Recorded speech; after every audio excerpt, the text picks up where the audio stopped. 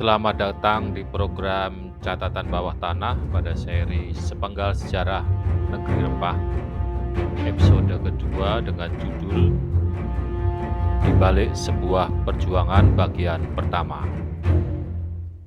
Siapa yang tidak kenal dengan R.A. Kartini, seorang pahlawan dan pejuang emansipasi wanita yang perjuangannya berpengaruh besar bagi kebangkitan perempuan Indonesia.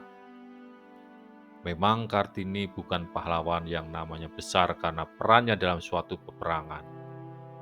Ia dikenal karena pemikiran, ide, dan gagasannya yang terekam baik dalam surat-surat yang ia tulis. Kartini gigih berperang memperjuangkan hak-hak wanita dengan pemikiran dan penanya hingga akhir hayatnya. Pemikiran dan perjuangannya itu ia tuangkan dalam surat-surat untuk sahabat penanya di Belanda, Stella dan pasangan suami istri Abendano. Melalui surat-suratnya yang bersejarah tersebut, R.A. Kartini menggambarkan tentang penderitaan perempuan Jawa akibat hubungan adat. Meski tidak sempat berbuat banyak untuk kemajuan bangsa dan tanah air karena meninggal di usia 25 tahun, namun hasil pemikiran dan ide-ide tentang pembaruan masyarakat yang ia kemukakan mampu memicu suatu perubahan bagi kesetaraan hak-hak perempuan di kalangan masyarakat pribumi di Hindia Belanda pada saat itu, terutama dalam bidang pendidikan. Dalam surat-suratnya nampak bagaimana kematangan dan luasnya pemikiran R.A. Kartini. Ia menuliskan tentang kondisi sosial saat itu, terutama tentang kondisi perempuan pribumi. Ia juga menggugat budaya Jawa yang dipandang sebagai penghambat kemajuan perempuan. Dia ingin wanita memiliki kebebasan menuntut ilmu dan belajar. Dia menuliskan pemikiran dan pergulatan batinnya didasarkan pada gagasan tentang ketuhanan, kebijaksanaan, perikemanusiaan, dan nasionalisme. Sebuah pemikiran hebat yang melampaui zamannya.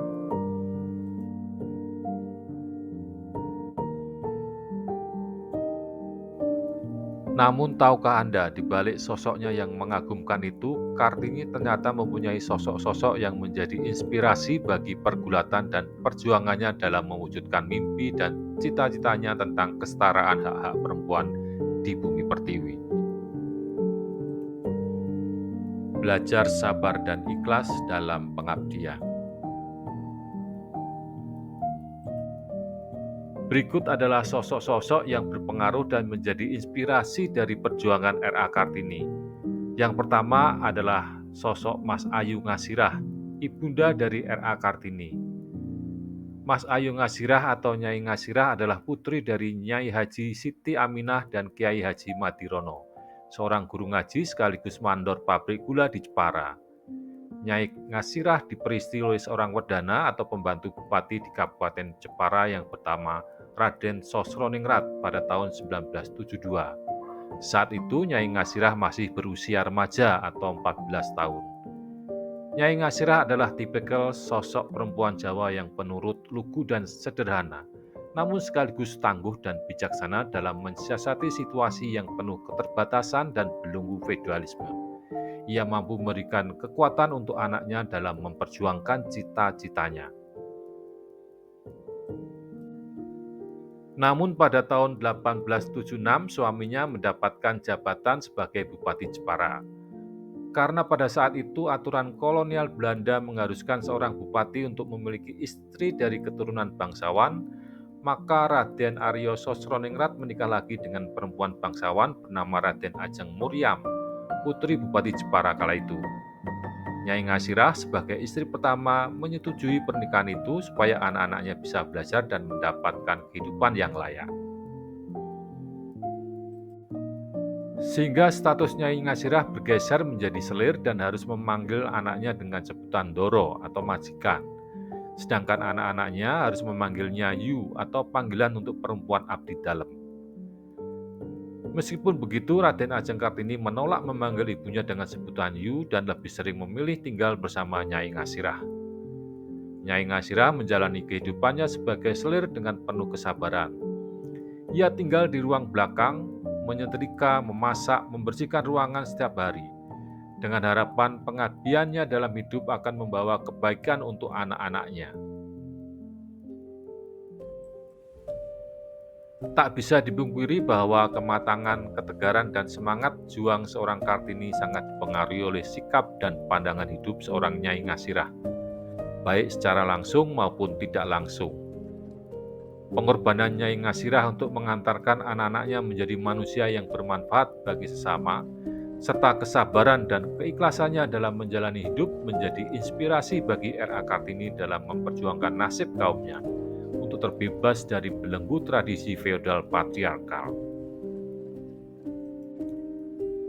Masa-masa suram yang dialami Nyai Ngasirah membuat R.A. Kartini ingin merobohkan tembok-tembok besar aturan adat yang mengekang hak-hak perempuan.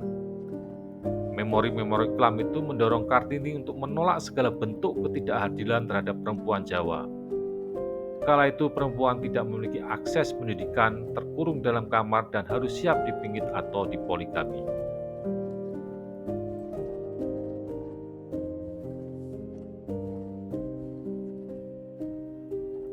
Namun Kartini pun akhirnya mengalami sendiri belenggu aturan feodal patriarkal itu. Pada usia 24 tahun, ia dipaksa oleh ayahnya untuk menikah dengan Adipati Aryo Singgih Joyo Adiningrat, seorang Bupati Rembang, sebagai istri keempat. Karena rasa hormatnya kepada sang ayah, Kartini menerimanya meskipun dengan mengajukan beberapa syarat yang cukup radikal. Salah satu syarat itu adalah agar ia diizinkan untuk membuka sekolah khusus perempuan dan mengajar di sana.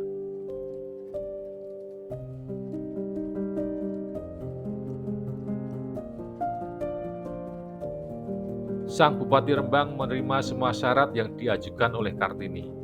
Setelah menikah pada bulan November pada tahun 1903, Kartini pun membuka sekolah sederhana di kediamannya. Sekolah itu tentu saja tidak memiliki kurikulum seperti sekolah Belanda. Namun menurut Kartini yang terpenting ia bisa mengajarkan membaca, menulis, berhitung, dan beberapa keterampilan lainnya seperti membatik.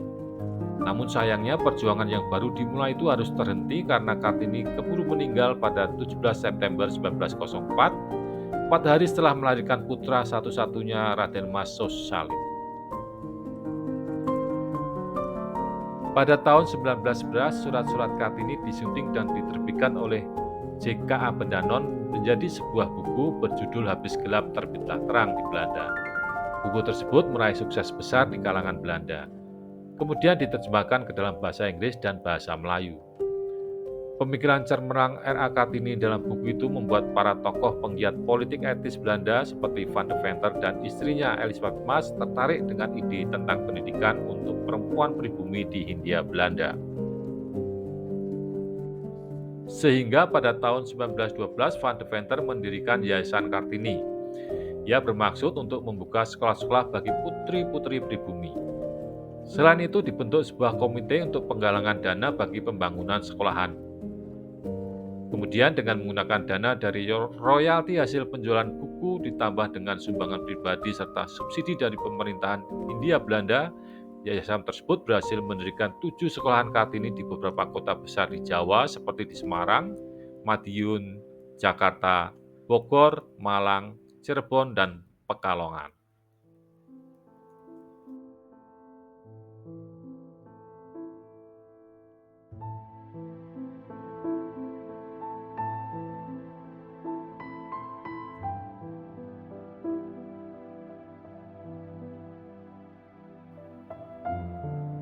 Joko Pring Simandor Plungsu. Sosok berikutnya yang berpengaruh dan menjadi inspirasi R.A. Kartini adalah Raden Mas Panji Sosrokartono, yang merupakan kakak kandung laki-laki Kartini. Sosrokartono sangat mendukung Kartini dalam memperjuangkan hak-hak perempuan. Ia melihat potensi luar biasa dalam diri Kartini dan selalu mendorongnya untuk terus belajar dan berkembang. Ia memberikan akses kepada Kartini untuk membaca berbagai buku dan surat kabar yang membuka wawasan Kartini tentang dunia luar dan berbagai pemikiran modern. Ia juga mendorong Kartini untuk menuliskan pemikiran dan idenya yang kemudian menjadi dasar bagi surat-surat Kartini yang terkenal itu. Banyak nasihat dan pesan dari Sosrokartono yang menjadi landasan pemikiran dan perjuangan Kartini. Sosro Kartono berpandangan bahwa perempuan memiliki hak yang sama dengan laki-laki dan harus diperlakukan dengan adil. Ia juga meyakini bahwa pendidikan adalah kunci bagi perempuan untuk mencapai kesetaraan dan kemerdekaan. Oleh karena itu, ia mendorong Kartini untuk terus belajar dan mengembangkan diri dan kelak bisa menggunakan pengetahuannya untuk membantu perempuan lain. Dorongan tersebut menjadi salah satu inspirasi yang kuat bagi Kartini sehingga ia menjadi pejuang emansipasi wanita yang gigih.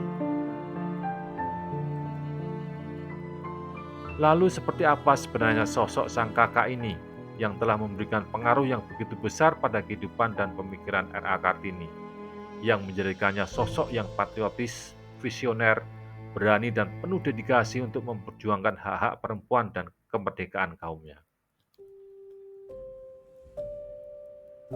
Raden Mas Panji Sosrokartono merupakan sosok yang memiliki banyak bakat dan mencapai prestasi gemilang di berbagai bidang sehingga ia dijuluki sebagai si jenius dari timur. Ia lahir di Mayong, Jepara pada tanggal 10 April 1877 dan meninggal pada tanggal 8 Februari 1952. Semasa hidupnya, Panji Sosrokartono dikenal sebagai wartawan perang, penerjemah, guru, dan ahli kebatinan yang berperan penting dalam sejarah Indonesia. Sepulang dari Eropa pada tahun 1925, Raden Mas Panji Sosrokartono memutuskan untuk menetap tinggal di Bandung. Di sana ia sempat mengajar sebagai guru di Taman Siswa yang didirikan oleh Ki Hajar Dewantara. Oleh rekan-rekannya, Sosrokartono dikenal sebagai peletak dasar pendidikan karakter bangsa. Ia terpanggil untuk mencintai bangsanya dengan mencintai budaya dan adat istiadatnya sebagai tata hidup luhur dari para leluhur. Tata hidup luhur ini disebutnya sebagai bagian dari harga diri dan roh bangsa yang merdeka. Bangsa yang tidak suka bangsanya dijajah bangsa lain dan berjuang dengan caranya sendiri. Selama menjadi guru di Taman Siswa bersama Ki Hajar Dewantara dan Insinyur Soekarno, ia aktif menanamkan benih-benih tentang ide-ide nasionalisme kepada murid-muridnya, sehingga ia juga menyebut dirinya sebagai mandor klungsu. Klungsu artinya biji asam, bentuknya kecil tetapi keras dan kuat, yang ketika ditanam dan dirawat sebaik-baiknya maka ia akan menjelma menjadi sebuah pohon yang besar dan kekar, berdaun rimbun dan berbuah lebat. Jadi biji buah asam ibarat murid-muridnya kalau mereka dididik dengan baik dan benar, suatu hari mereka akan menjadi orang besar, pemimpin yang memiliki karakter dan kepribadian yang kuat, kokoh dan tegar yang berguna dan dapat melindungi orang banyak. Sosrokartono selalu dicurigai oleh pemerintahan kolonial Hindia Belanda. Dalam sebuah laporan intelijen kolonial, Sosrokartono dicap tak layak dipercaya dan aktivitasnya dianggap membahayakan stabilitas dan keamanan. Sebagai tindak lanjut, pemerintah kolonial mengutus Dr. Kievet van de Jong, sahabat karib Sosrokartono, untuk membujuknya berpaling dari lingkaran pergerakan nasional. Namun Sosrokartono dengan tegas menolak, dan ia berkata bahwa bangsa saya sudah lama terhina, tertekan, sengsara akibat bangsa tuan. Bila saya dan teman-teman saya aktif dalam pergerakan ini semata-mata demi kebebasan bangsa kami agar bisa bebas seperti bangsa tuan, kata Sosrokartono. Adanya tekanan dari pemerintah kolonial Hindia Belanda membuat Sosrokartono mengkhawatirkan lembaga tempatnya mengajar dan bernaung. Maka demi keselamatan sekolah Taman Siswa, Sosrokartono akhirnya memilih mengundurkan diri sebagai kepala sekolah dan guru pada akhir tahun 1927. Dia lantas menjadikan tempat tinggalnya di Jalan Pungkur menjadi padepokan kebatinan bernama Darussalam, yang bermakna rumah perdamaian. Sejak saat itulah Sosrokartono meniti jalan baru sebagai ahli kebatinan dan penyembuh alternatif. Di rumah Jalan Pungkur inilah selama 25 tahun beliau memberi pertolongan penyembuhan kepada segala lapisan masyarakat Bandung yang mengalami sakit maupun mereka yang tengah dalam kesulitan. Selain itu, rumah tersebut digunakan sebagai tempat berkumpulnya para pejuang kemerdekaan pada zaman penjajahan. Sosrokartono merupakan sumber semangat dan penopang moral bagi kaum pergerakan di Bandung, seperti Bung Karno dan kawan-kawannya.